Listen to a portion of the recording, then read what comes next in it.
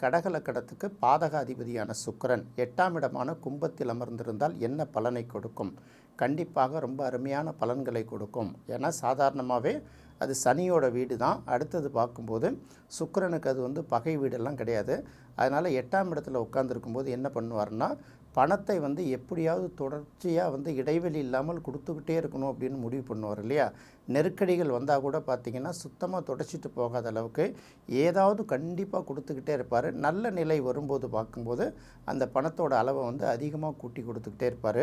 இன்னொரு பக்கம் பார்த்திங்கன்னா இவங்க எந்த துறை சார்ந்து இருக்காங்களோ அந்த துறையில் இருக்கக்கூடிய பிரச்சனைகள், சிக்கல்கள் இது எல்லாத்தையும் தீர்க்கிறதுல இவங்களுக்கு ஒரு முக்கியமான பங்கு இருக்குங்கிறது. ஏன்னா 8ஆம் இடம்ங்கிறது மறைமுக தனம் மட்டுமல்ல, ரகசிய தனம் மட்டுமல்ல, அது நிறைய சுக்கிரனே அங்கே இருக்கிறதுனால மிகப்பெரிய பணங்களையும் கொடுத்துட்டு, இன்னொரு பக்கம் பார்த்திங்கன்னா நிறைய இந்த மூலிகை இந்த மாதிரி பல்வேறு விஷயங்களோட ரகசியங்களையும் கொடுப்பாரு. நல்ல ஜோதிடர்கள் கூட சில பேர் இருப்பாங்கங்கிறது ரொம்ப முக்கியமான பாயிண்ட்டு. அதனால் கடகலக்கணத்துக்கு 8ஆம் இடத்தில் சுக்கிரன் இருக்கிறது ஒரு அருமையான பலனை தான் கொடுக்குங்கிறத பார்த்துக்கணும்.